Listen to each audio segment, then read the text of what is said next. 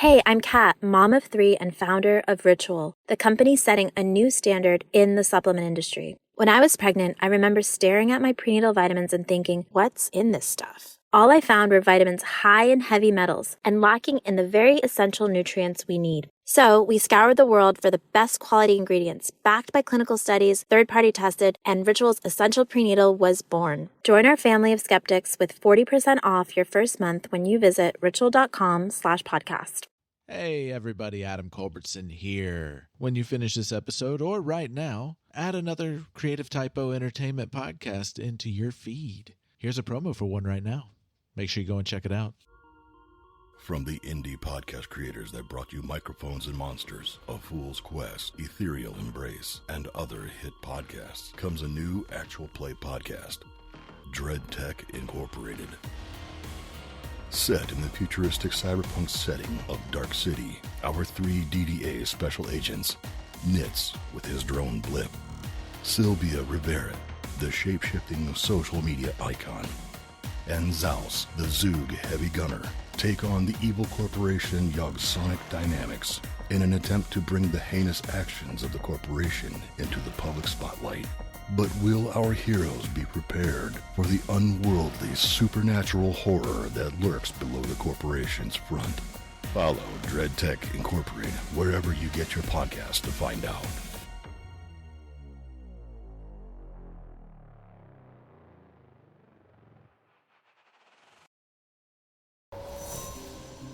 Steel your mind for eldritch horrors of the universe unknown. For what is to follow is a tale of intrigue, mystery, and madness. You're listening to Microphones and Monsters.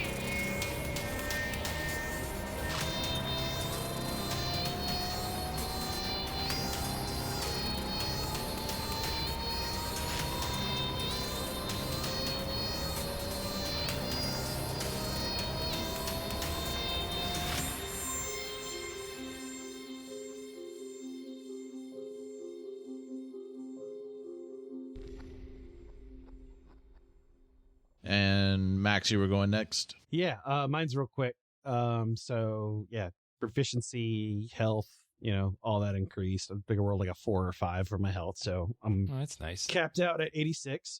So you still got more hit points than me. No, with the temporary. No. You do. Well, with temp, with the temp hit points, that still counts. It does count. Counts one time per rest. Yeah, per rest. Yeah, any exactly. rest Per rest. Yeah. Well, I mean, still you can do it with a short rest, so that works too. 30-minute short rest with Aleister's help. Yep. Mm-hmm. Yep. The only other thing I have is I have access to a 4th level spell slot. So I took one that was appropriate, which was Storm Sphere, which basically I can create a sphere and trap something inside of it. And as a bonus action, I can zap whatever is trapped into the sphere. Oh. With electricity? Yes, with lightning. Ah, that sounds like Julian. Mm-hmm. And they have to. It's very fitting. And they have to succeed a strength saving throw, or they take damage trying to get out of it. Oh. Nice. So it Nice. is like a lightning prison. You didn't drop anything that you had before, did you? No.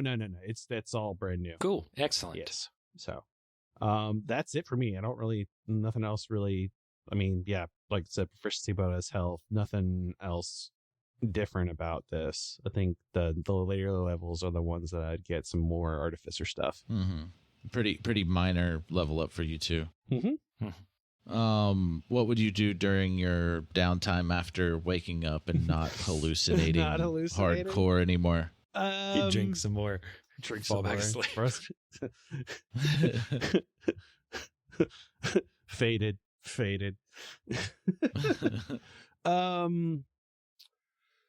What would Julian do? What WWJD. Yeah. What I would do is now that I have that pen, I think I would start trying to go over some of the Relayan information, either in the DDA library or whatever is on Querls. Because since I have the ability to copy and understand information because of the pen, I think I would start to go about doing that. I would also go about doing that regardless of the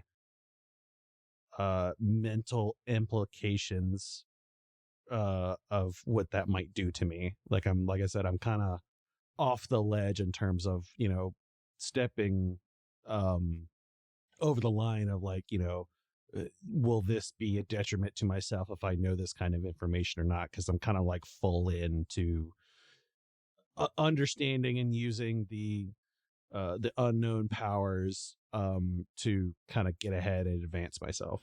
You and Aleister have more in common than you thought. Mm-hmm. Are you wanting to find? Are you looking for anything specific, or? I mean, because I think the last thing I gave you was information on the Yith. Mm-hmm. Yeah, so something in particular to Yithian technology, information, ways of contacting the Yith. I know we kind of went over that a little bit. But anything I couldn't understand before, I would redouble my efforts using the pen to do that. And like I said, this would be regardless of if you understand this, you will go crazy. Be like, I don't care. So you had learned last time about that they send scouts to take over human bodies or any creature's body to get information from different points in time and for different societies and just knowledge in general. Mm-hmm. Science is what they seek the most. But you actually come across something where they actually use devices to swap minds. So they don't just possess somebody and control them. They actually, across time, they swap the minds from their body to say a human body, and the human's mind gets put inside the Yith body. Okay. What would happen to the human mind once it was sent over to the Yith body? That is unknown. Okay. And what happens if somebody throws a frog in between the two of them? Or a fly. Okay. But it has been known that when the minds swap back, mm-hmm. So it's not a permanent thing. No, it's not a permanent thing. And when the minds swap back, they have no memory of during that time. It's almost like they're in a fugue state. They have amnesia. Yeah, they have amnesia of that entire time that they seem to be somebody else. Well, you know how much I hate that. Okay. Interesting. All right. Yeah. Then I think I would mull over that a little bit and think about or start planning my next steps to see how I would be able to reach out and contact the Yith. If I need to complete some sort of ritual or, seek out a particular person or something like that, I would be looking that kind of stuff up. I would say that you feel like you're on the path of getting their attention with your mech suit, the modifications to it, the modifications to the lightning gun, everything. Okay. Everything that you're doing and expanding your knowledge, you feel like you are, and now with the time travel, you feel like you are starting, that you have the possibility of getting their attention. Notice me, Space Senpai, please. All right. Anything else? Anything else you're looking for? Maybe. How long would the downtime be for? I would say a week. A week? I would like to craft another magical item if possible. Okay. I don't know which one I would want to do. So Get back to me on that one, and I'll pull up what I would like to create. Okay. Then Aleister. So for Aleister's, it's also going to be fairly straightforward. Of course, like everybody else, proficiency goes up, so a lot of stuff goes up that way. And Aleister rolled maximum HP again, so Aleister now has 95 hit points. Glass tank. And then actually got a spell, which I actually picked up Hold Monster for, just because it's useful. It's not something that I really have anything to do yet, so I guess that works for me.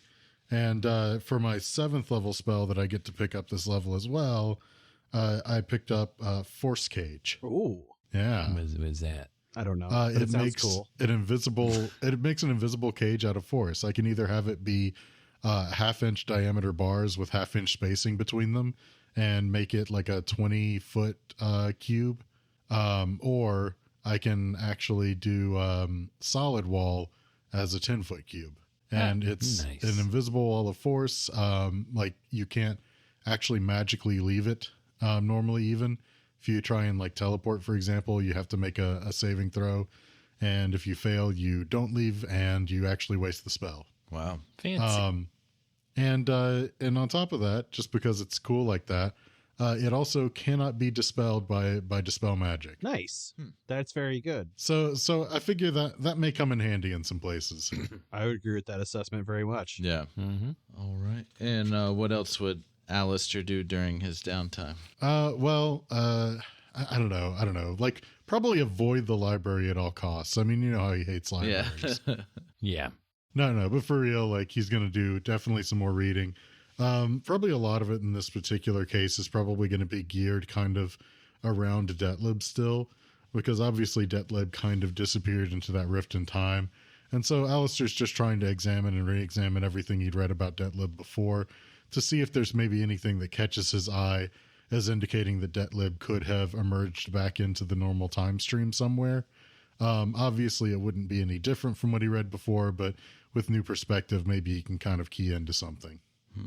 Cool. And while you do that, I'm going to use my Uno reverse Cardic inspiration and swap our HP. No. Hold on. Isn't your inspiration card the same as the HP that you got? That's exactly what it is. What's funny is that, today in our Discord, I just randomly rolled a nat 20. It's like, boom, nat 20. Like, why not? Wow. I can only roll when it doesn't count. That's not true, but I mean, it counts. Just maybe not for your health. yeah. Also, while he's, I forget what Adam's doing right now, but Max, don't forget that you also have the key to what's his head library, the library, Professor Narbeth's library. Mm-hmm. So I didn't know if you wanted to try to figure that out. I would see if I could use that key kind of like I would the silver key and see if I could get access to the library again. Yeah, I wanted to remind you because I figured we had forgotten. And yes, you do have access to that library. Yes. I will be doing that. Are you going to let Aleister in there too? Hell no. Okay, so based on what happened with Detlib, Aleister, that whatever part of Toolshed that he has, if he only has one, he's able to create tears in reality and to other planes, like from what you're just your understanding of it, with all the knowledge that what you're finding now and the experience with him, is that he's able to create these tears, these rifts to travel to different planes. Mm-hmm. But also between planes and time. That makes sense. It does make sense. To where you were, where the heart was, in that location, is just nothing. Right. Just a true emptiness, which you kind of knew that in the moment, but yeah. Whatever it is, he's able to do that and also manipulate those dimension shamblers that you had dealt with. So whether he has one part or two, he has a part of Toolshed. I figured as much. And whatever part it is, it's pretty powerful. to be able to manipulate time and planes. The index finger of Toolshed. The duodenum of Toolshed. There you go. The uvula of Toolshed. Oh. Not the uvula. Pancreas of Toolshed. But yeah, as far as finding Detlib, you don't think you'd be able to find him, but you imagine that you won't have a problem finding him because he will find you. Well, that's fair enough, but I would like to be able to get my hands on more pieces as soon as possible. Mm-hmm. You got 4 now, is that right? Mm-hmm. Okay. 2 more. Dos más. And so inside the library, Julian, that book on the Yith is still there. Okay, the one I was. No, you did copy it though. Like you have it as well. Mm-hmm. But that book, like the original book, is still there. I'm definitely taking the original book. Yeah, and Where are you taking it to? You got your own private virtual library now. I just want it. so to build on that, what you know about them swapping minds and scouting out different races and throughout time. They're trying to find they're trying to escape extinction. Okay. So they're trying to find a more powerful or more longevity to their life, or whatever would help them out the most. To not go away. Yeah. Because they do fear that something is going to come along, some nightmare monstrosity, specifically relating to cephalopod like entities that will come along and wipe them out. So they have to swap with somebody else, or swap with a society basically, and leave those people to die to the creatures, and then them live on. Okay, so is it basically like they body swap into another race to pull along themselves because their physical manifestation of themselves is actively being hunted, Or will be. or will be? Okay, so they're setting up some kind of contingency that way. Kind of like a really roundabout way of punching yourself through the chest before swapping. So Ginyu. Yep. But they are the Yith. They know everything that happens throughout all time and throughout the universe or universes. So they are very capable as a race. Yeah, no, clearly. I am so glad that I don't have to remember any of this. What are you talking about? This is going to be very important for Victor's backstory Yeah, now. very. Victor's like, what am I cooking for dinner? Like, that's a Victor's concern. I'm hungry. So I guess that's everybody's downtime now. Yeah. I think so. So what I was trying to find a different item, and I really can't find a different item. But basically, I would craft a physical version, not a replicated version, of the gauntlets of ogre strength, and then I would give those to Victor. Ooh, fancy. So Are those attuning ones you have to attune? yes, I believe they are, Okay. but it's worth it.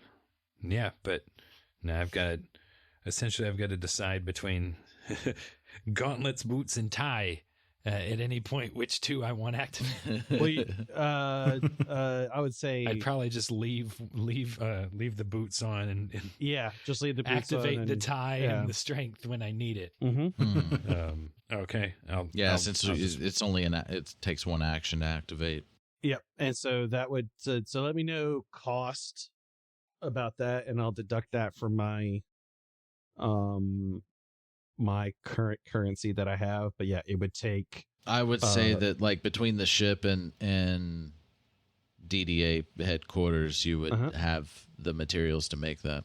Okay. All right. So yeah, it would just take 1/4 of the time to create, and then that can also be accelerated by Aleister time chicanery. So, Time chicanery. Do you need? I'll send you the information about how that item works. But essentially, your strength is at a minimum 19 at all times. You just so it's invite not gonna be- Aleister to come sleep in the lab that you're in. Yeah. So you could get you could be in that time. Or I'll sneak myself over to where Aleister is currently sleeping, and I'll have the ability activated, and I'll just work next to him.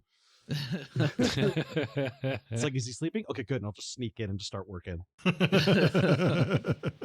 gonna give him the Victor? See, the secret is like that body part of Tulsha actually allows you to slow time for like people just in general. But in Aleister's mind, it's only used for sleeping. Yeah. There's so many uses. That's the only time you would want to extend time is when you're sleeping. Scratching the Exactly. surface. And he Why just would you wanna be targets awake for everybody longer? around him. He just automatically targets everybody around him, thinking, "Hey, they need sleep." Well, everybody wants more sleep, Yeah. obviously. Yeah. They can see I'm sleeping. That means they should be sleeping too. Mhm. It's like, just think of all the things Aleister could be doing with it. You never understood the power. But yeah, so basically your base strength will be 19 as long as you have the gauntlets attuned. So Fancy. you'll be far more punchier. That's a +9 to my strength. Oh God. Well, not my strength mod, my strength. See, Yeah. I know the difference. I was going to say So- +9 mod. It's So like how? your strength is No, 10 no. normally. Mm-hmm. Yeah. My strength is 10, so I go from a +0 to a +4. Mm-hmm. Yep. So Pretty good gains. Very good that gains. that is. Like I said, the only disadvantage is I can only attune 2 items because the wraps are attuned to me and I can't remove them. So Permanently that's the only attuned. disadvantage. I can't turn my wraps off, so I can wear my flying. No matter boots. how much you try. Mm-hmm. No, well, Victor's not trying to turn them off anymore. Acceptance. anymore, no. You're at Yeah. acceptance now. Yes, we're at acceptance. That we've developed some trust. I don't know if I forget if Adam ever mentioned. Does Victor still feel them all writhing around now that it just makes him look human all the time? He feels them. You just kind of get used to it. I Or think have- it's like you don't even notice it anymore. It just Yeah, happens. yeah. I don't think you would notice Okay. it anymore because they're Cool. like Until molded with you. somebody's just like, "Hey, Yeah. Victor, do you still feel those wraps wriggling around on you?" And then you Yeah, notice it, and you're like, it's "Ah." like when someone's like, "Hey, don't Now forget you to have breathe." you have phantom wriggling now. How do I breathe? Also, Quick, make help. sure you blink. No. Stop reminding me of things. But no, phantom wriggling. Mm-hmm. The worst. Exactly. Mhm. Okay, cool. Yeah. That's- So I'll. Yeah, that's And that's pretty much all they do. If they're attuned, then my strength is minimum +19, and then that's all they do. that's weird. That's Yep, the that's new. that's all they do. They set your strength at 19 if it isn't already 19 Cool. or higher. That's easy enough to remember. Excellent. Thank All you, right. Julian. He's so nice. I didn't want to admit it, but I was a tiny bit jealous of Aleister. It's. I mean, yeah. You. I wanted to try it out first before I, made the real thing. So it worked out well that way. So, yeah. Just maybe throw a couple practice swings or whatever before you do it, because you're gonna hit significantly harder than you did before. I like the implication that like Aleister was kind of just a guinea pig in this. Yeah. I'm pretty sure that was very purposeful. And notice how I tried. I did it and did not expend any kind of resources or anything like that. Like I was like, okay, before I commit to it, I want to test. Mhm. Yeah. My question is that the monk stuff lets you use your dex modifier instead of your strength modifier for your strikes and stuff. And Correct. your weapons. Yeah. And so Victor's just been very smooth in Style. quick, stylish, Dexterous. If he's wearing these, like role play wise, does that mean if he decides to use strength, he can just like brute force stuff instead of being nimble? Yes. Mhm. Okay. Yeah. So now if I have those activated, then if the wraps do bludgeoning damage, it's going to be a really hard punch, not a really Yeah, it's like a really it won't be like it won't be like a piercing it won't be Bruce Lee, it'll be Mike Tyson. yes. Yeah. Very much so. There you go. It's Mike Tyson. I'm just glad that you didn't give him a second set of booties of flying So that Aleister can now fly. Well, I did briefly consider picking up the spell fly, but Yeah, because then Aleister could just take off and grab someone with his tail and drag him along with him. And then drop them. Just like a little flying cat just holding something with his big, Not a bad crazy, combo. stretchy tail. it's a big flaming tendril for a tail. Mm-hmm. It's not a Yeah. bad combo at all. Although now I can princess carry Julian again. Even better. Even with in less- the suit. with I less guess he's a little strain. bit bulkier now. But You could just hold me up with one hand. I put you on my shoulders like piggyback. And You can I'm carry running the with a mech suit. on my Well, shoulders. see, he already could carry the mech suit if the mech suit was in a barrel. Yeah. Where we Yes, go that's with true. thunder? We need to get you guys barrel suits. Oh, You just Now- like open up a barrel, pour out the contents, and then be like, "Everybody get in the barrel."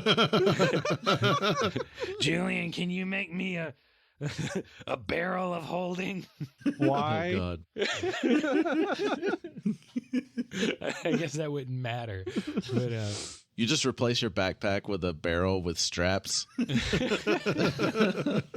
I my guess that would be God. pointless either way. It's not like Yeah, it's it would. heavy in the bag of holding.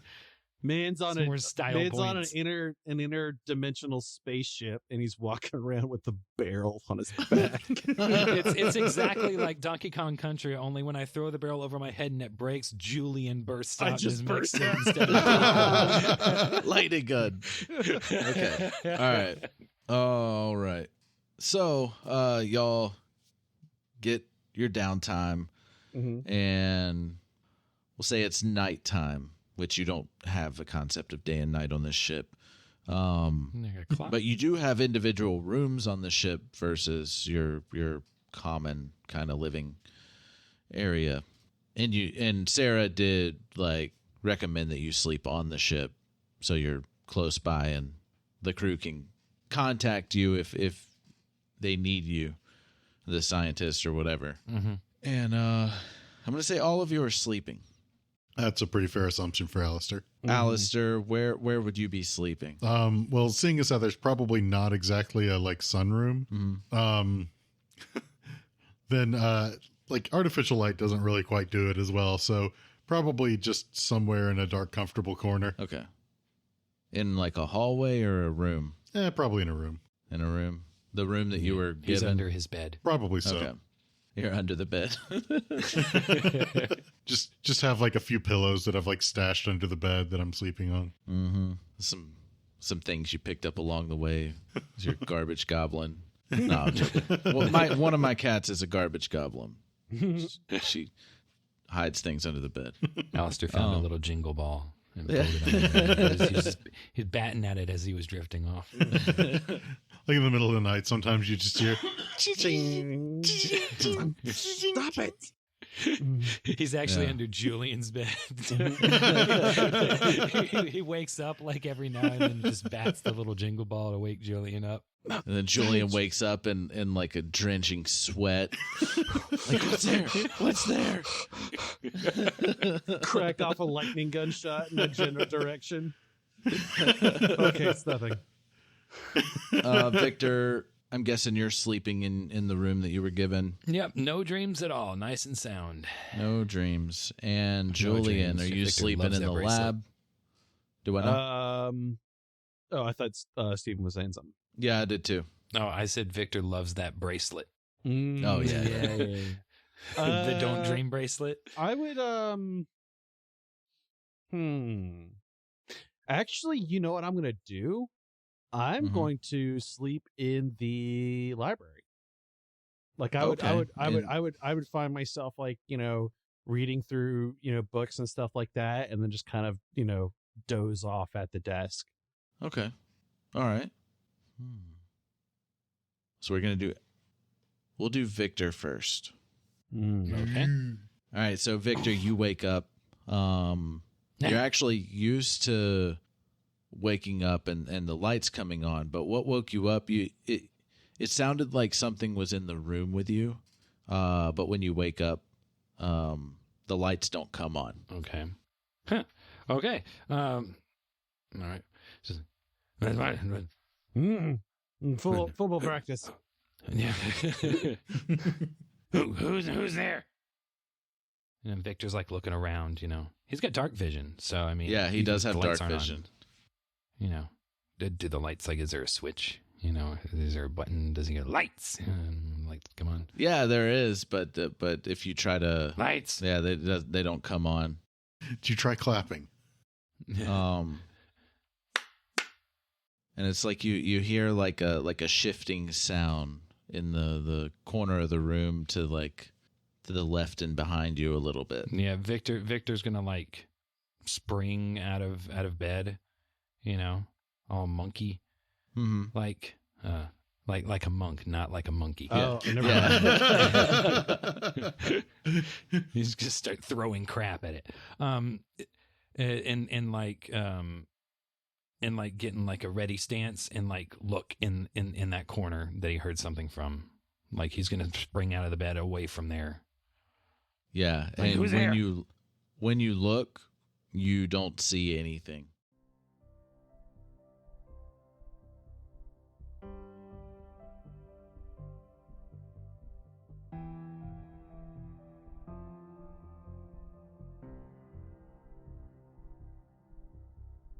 Hey everyone, I thought I would rattle off some rejected body parts of Tulsha that did not make the cut for this campaign.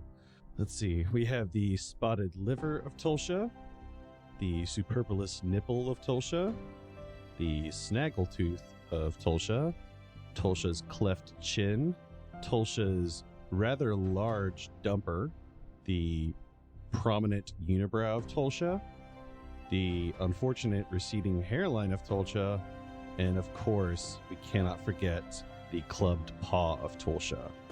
Again, apologize that these parts did not make it into the campaign. We will do better with the next one. Anyway, thank you all for listening. If you could please swing on over to creativetypo.com for links to this podcast and our other shows.